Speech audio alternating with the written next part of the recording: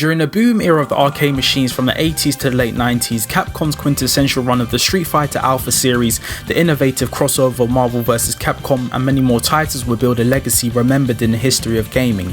The technical leap of arcade machines, which has ushered in a new realm of innovation, immersion and distinction, would be a fruitful acquisition for QSound Labs.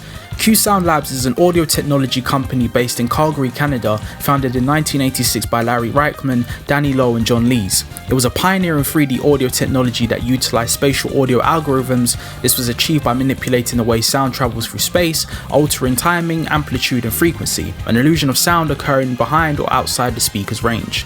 The technology imaging was ahead of its time, maximizing 3D effects with the optimal arcade cabinet hardware, speakers strategically positioned high in the cabinet, facing down or angled towards the player's head level, and enhancing spatial sound effects at ear level. The algorithm was designed to be robust across all scenarios. If the speakers were not ideally placed in the cabinet, the misplacement would not prevent the consistent sound quality across different arcade locations.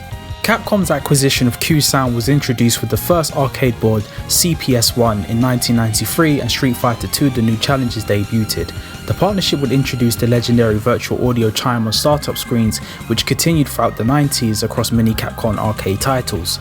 The partnership dawned on Capcom's concept of implementing 3D positional sounds to stand out in loud, crowded arcade environments.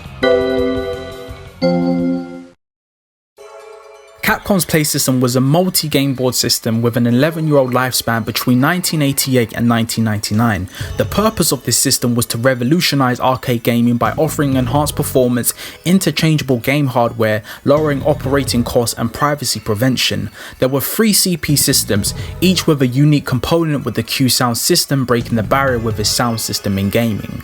The QSound was introduced late in Capcom Play System 1's life cycle via special boards or the CP System Dash iteration, and packaged with a premium sound feature that pushed the envelope beyond simple stereo to positional 3D processing. In addition, the CP1 featured a custom ASIC chip, enabling detailed sprites and vibrant 32-bit color graphics superior to those of home consoles. The hardware featured 2 custom ASIC chips that handled complex scrolling, multiple layers and higher fidelity on a bigger display. The chip was developed to reduce reliance on general-purpose components, enabling superior graphics, sound and security against bootlegging.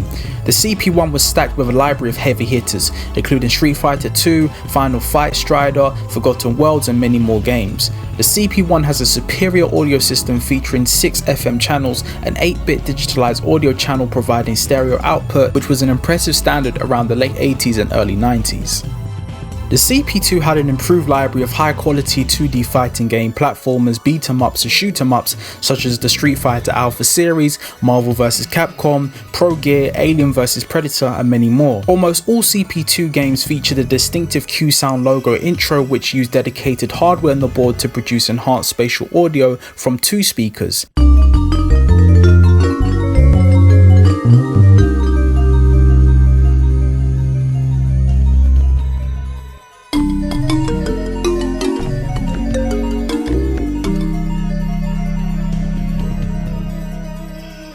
It enhanced panning, depth and clarity for iconic titles like Street Fighter II Turbo. The strengths of this sound system included improved QSound audio, a durable user-friendly color-coded 2-piece hardware design, and a strong security system to prevent bootlegging. Its durable design was encased in protective, color-coded plastic shells associated with the region, blue for North America and green for Japan, protecting against damage and identifying region compatibility. Around the early 90s, a rising trend of piracy was affecting game companies' sales and distribution. The Capcom Play System 2 functionality was designed to prevent illegal cloning by using system encrypted game software, making the software unplayable without the key stored on the board. The volatile key storage used a battery to power a specific area of RAM that stored a unique encryption key, requiring a low voltage charge. If the voltage dropped below 2 volts, the memory was cleared, destroying the key and causing the CPU to refuse to start the game. To prevent this malfunction, owners had to replace the battery every few years while the board was powered on to keep the key alive, or utilize hacks replacing ROMs with decrypted code to make the board boot without a code. The CPS-3 was the final proprietary arcade board for the CPS system. The hardware architecture shifted from ROM-based audio to RAM-based streaming, enabling higher fidelity samples while maintaining 3D spatial processing. This arcade board was known for producing advanced fluid animated 2D graphics, a groundbreaking achievement in arcade history.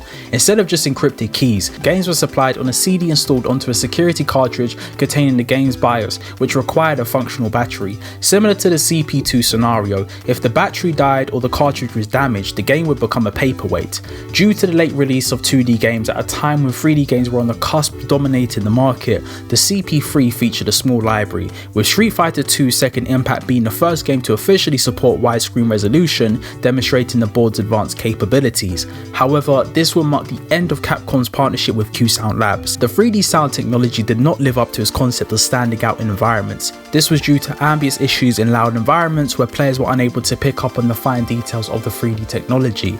Not only was the ambience a practical challenge to address, but the alignment of the speakers for players to fully immerse themselves in the 3D sound was another predicament, given that they were 3 feet away from the speakers.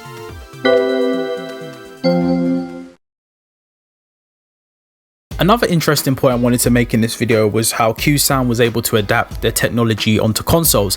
The QSound hardware chip would utilize 3D spatial audio in real time, whereas given the console's limited capabilities for producing the same concept as arcade machines, the QMixer software development kit, also known as the SDK, provided developers with spatial audio libraries which permitted pre-rendered tracks to emulate the arcade's 3D audio experiences. We've seen this with Sega consoles, the Sega CD, the Saturn, the Dreamcast Sonic Adventure being one of the most noticeable games to use this, and as well as the PlayStation.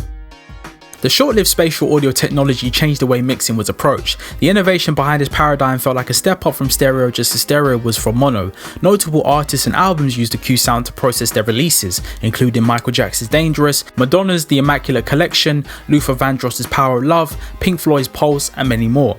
It was an impressive relic of technology that was soon supplanted by Dolby Atmos, which was preferred over modern soundbars at the time and even now. QSound Labs was delisted around February 2015 after a decade-long reign of dominance. It is a piece of history that should not go unnoticed but be appreciated and acknowledged for being ahead of the curve and changing the landscape of gaming sonically.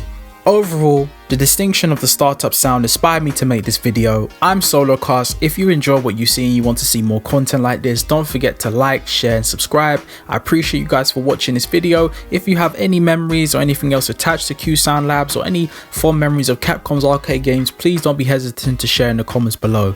Once again, thank you for watching and I'll see you guys in the next one. See you later.